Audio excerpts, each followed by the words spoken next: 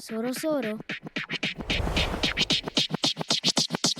Hey everyone, welcome back to the Sorosoro channel. If you do design, illustration, photography, or really anything related to visual creation, you've probably asked yourself this before. In the age of AI, what's actually going to make us irreplaceable? For me, the answer is actually pretty simple: your personal style. And out of everything that reflects your personal style, I think one of the most immediate and powerful things is color.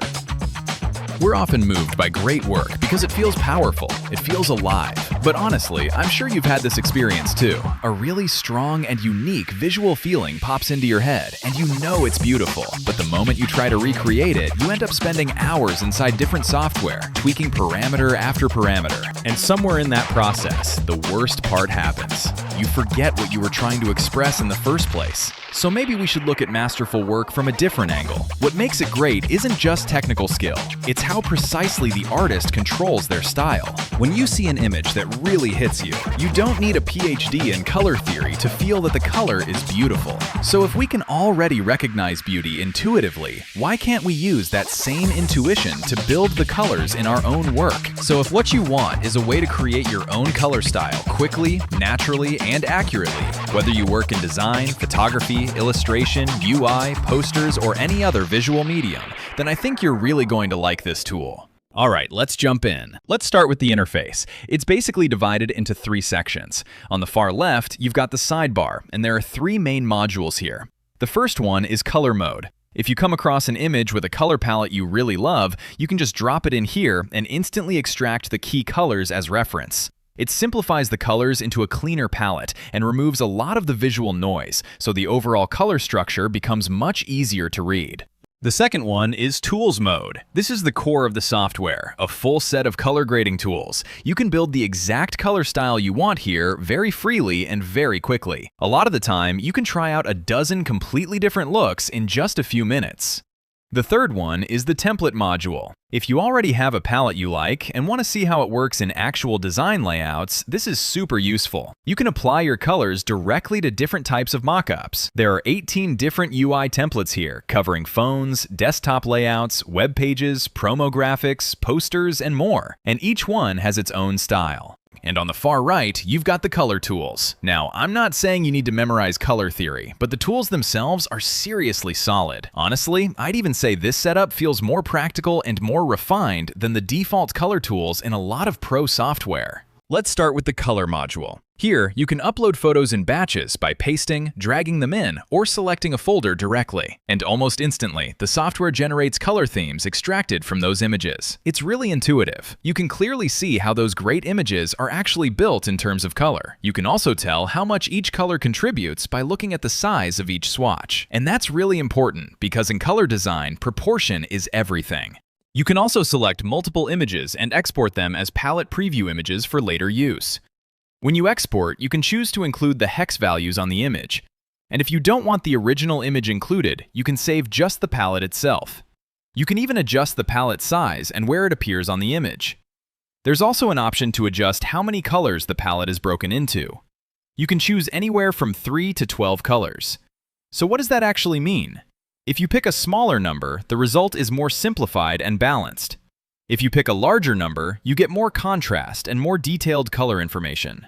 You can also save these palettes directly into Save Palette on the right. Think of it like a temporary color notebook. You can pull those saved colors back up later in other modules anytime you want. And here's a really nice little detail. When you hover over a color swatch, you get a few quick actions. Control plus click copies the hex value, Shift plus click copies the RGB value, and a normal click sends that color straight into the color picker. And this interaction stays pretty consistent across almost every swatch area in the app, so it's really easy to grab and reuse colors wherever you need them. Next, let's look at the Tools module. This is the heart of the software, a complete toolkit for quickly remapping and refining image color. Whether you're a designer, photographer, product designer, UI designer, or you work in post-production, this is where you can lock in a visual color style really fast. Importing images works the same way as before. Drag and drop, select files, or just copy and paste. You can also export the final image in different output modes. And down below, you'll see color information for both the original image and the edited version, which makes comparison really easy. The preview area at the top is split into two parts, the original and the edited preview. You can drag the slider left and right to compare before and after in real time. And if you scroll inside the preview area, you can zoom in to check the details. Now this section down here is where the real magic happens. If you compare this to more traditional grading software, you'll usually see hundreds of controls, and it can be overwhelming really fast. But after years of making visual work, I've come to feel that color grading basically comes down to one simple idea. At its core, grading is really about two things. The first is luminance, light and dark. That's what this gradient bar in the middle is for. The second is color channels, and that's what these 9 little swatches represent. The first one is the global channel, which affects the whole image, and the other 8 correspond to 8 hue regions around the color wheel. And if you're not sure which channel a color belongs to, the little eyedropper on the right can detect it for you and jump straight to the right region. Let's try this on a PC room render. Let's say I want to change the blue areas in the image. The workflow is really simple. Click the channel closest to that color. Then add the color you want into the gradient bar.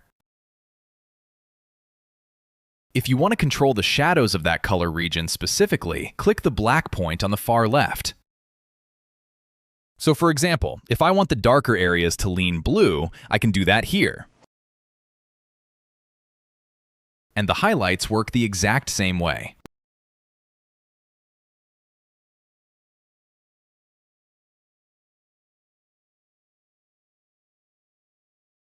But here's one important rule of thumb. In most images, the darkest and brightest parts of any color region are still pretty close to black and white. So if you want a more natural look, it usually makes more sense to place your color somewhere in the middle of the gradient. Of course, if you're going for something more stylized or artistic, you can absolutely push it further. Now you'll notice something interesting. The blue area isn't only affected by the blue channel, it's also influenced by the cyan channel.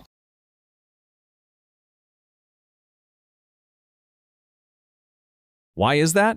Because those 8 channels divide the hue wheel into 45-degree sections. So if a color lands between 2 regions, say this blue is around 200 degrees, and cyan and blue sit at 180 degrees and 225 degrees, then that 200-degree color is naturally going to be influenced by both. And since it's closer to cyan, the cyan channel will affect it more strongly.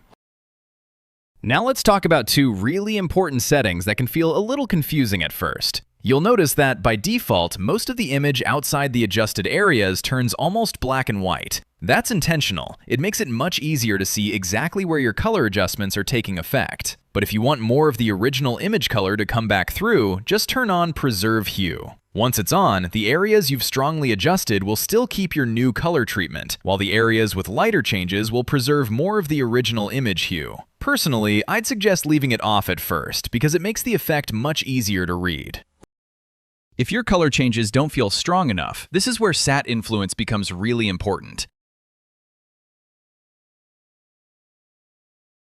This matters because in real images, color transitions are never perfectly hard-edged. If something shifts from blue toward red, there's always a gradual transition in between. This slider helps preserve or control that natural behavior.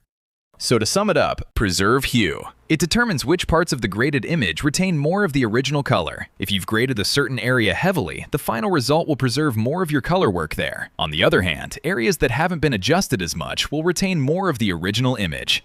Sat influence controls how much your grading is affected by the original saturation of the image. The more vivid the original color is, the stronger the adjustment. The duller it is, the weaker the effect. So these 2 settings are controlling 2 completely different dimensions, and that's exactly why they give you much finer control over the final image. This is one of those things that clicks immediately once you try it yourself. There is one exception here, and that's the global channel, because the global channel is applied on top of everything else as an overall adjustment. At that point, the relationship between the original image and the current image has already changed a lot. So here, sat influence isn't based on the original image colors anymore. It's based on the saturation behavior inside the global mapping itself. What that means is, when Sato influence is at 100%, if there's no color at all in your gradient map, then no matter how you adjust the points on the gradient, nothing will happen. That's because the global channel only contains brightness values, not color. And when shadow influence is set to 100%, it means areas with zero saturation in the global channel won't have any effect. So here, when I brighten the black point, nothing changes. But once I lower shadow influence, you can see the effect of the global channel gradually becoming stronger. That's because saturation has less control over how strongly the global channel is applied, so even areas with no saturation can start to respond. Another way to think about it, if I keep shadow influence at 100% but add some color to the gradient bar, then the global channel will start to have an effect as well, because now there are areas in the image where the saturation is no longer zero. And if you want the global adjustment to apply more evenly across the entire image, you can set sat influence to 0%. That way, the effect spreads more uniformly, whether or not a region has strong color in it. Since the global channel handles the overall color, mood, and brightness behavior of the whole image, it also comes with its own separate controls, one for luminance opacity and one for color opacity. That gives you a much easier way to shape the overall atmosphere of the image. Just keep one thing in mind. If you want the global channel to actually show up clearly, make sure those percentages are turned up. Over on the left, you'll also see a Hue Mode toggle. This is super useful. Sometimes you finish your grading and the colors themselves are great, but the lightness relationships feel off, so the image starts to look unnatural and you're not sure why. When that happens, just turn on Hue Mode. It brings the luminance structure back closer to the original image, which usually makes the result feel more natural right away. Right next to it is the blend slider. This one is straightforward. It controls the overall intensity of your grading result. 0% means the original image, 100% means the fully graded result. Let me show you a few quick examples. Once you get used to this workflow, it starts to feel incredibly intuitive. This is a beautiful piece by Cornelius Damrich. The strong contrast in light and shadow immediately reminded me of Nighthawks, and I personally prefer the color palette in Nighthawks, so first I import that painting into the color module and save its palette as a reference. Next, I want to shift the houses in the distance toward a dark red. To do that, I need to work mainly in the cyan and green channels. And since parts of the upper building lean a little blue, I'll also tweak the blue channel.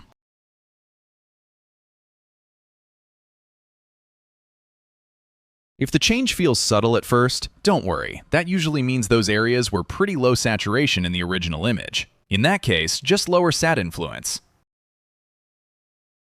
Then, for the houses in the foreground, I want more of a teal look, so I'll adjust the orange and red regions.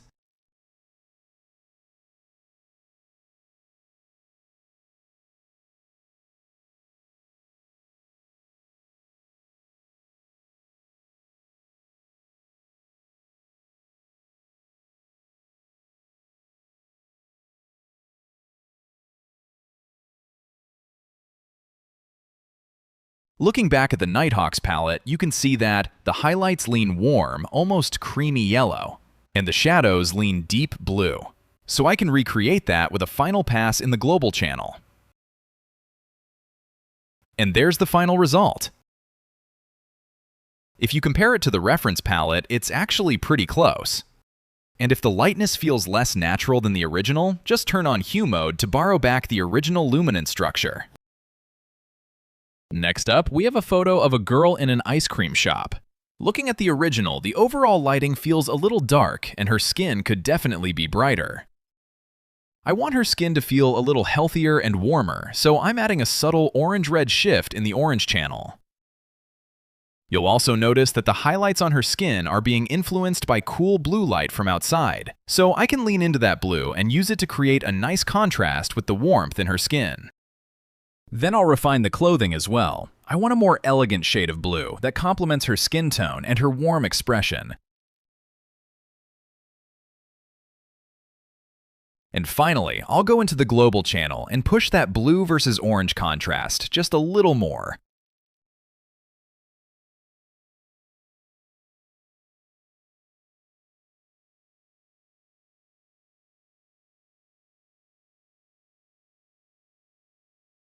Done!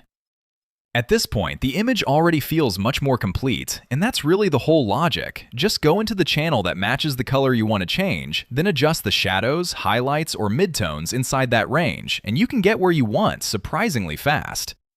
That's what makes this so good. If you work in product design, you can also use this to quickly preview different color directions for product visuals. So instead of constantly jumping back and forth between apps, you can test a lot of visual directions right here.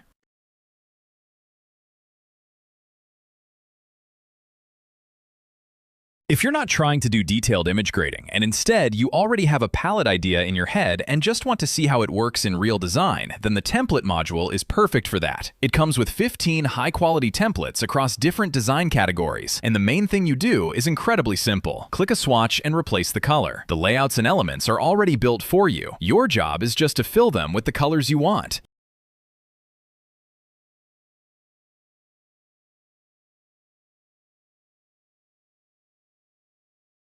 You've got templates for ads, hero sections, mobile apps, websites, promo posters, and more. If you do branding or UI design, this can save a ton of time.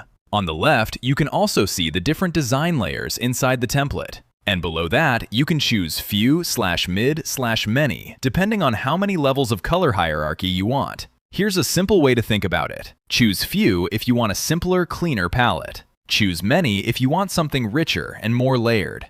So really, it's mostly just click, and you can instantly try a new direction. And if the layout feels too large or too small, just place your cursor over the preview area and hold Control while scrolling to resize the template layout. Finally, let's take a look at the built-in professional color picker. There's an HSB color picker here that works across all the modules, and it even comes with a really large preview area. If you compare it to a lot of other software, you'll notice right away how comfortable this preview is to use. And the eyedropper on the right can sample color from anywhere on your screen. Below that, there's also a standard color wheel with 8 built-in harmony methods based on color theory. So you can change one base color and the rest of the palette updates automatically. And when you move the nodes around the wheel, the full palette shifts together according to that harmony rule. It's a very visual, very intuitive process. So if you do want a more systematic, color theory-based way of building palettes, this wheel lets you do that really fast. And once you land on a palette you like, just hit Save Palette to store it as a draft and come back to it later. If this looks interesting to you, go ahead and download it and give it a try. And if you find any cool workflows or useful tricks while using it, feel free to share them in the comments. And if you make something amazing with it, I'd love to see that too, so definitely post it below. Thanks so much for watching, and I hope you enjoy this tool.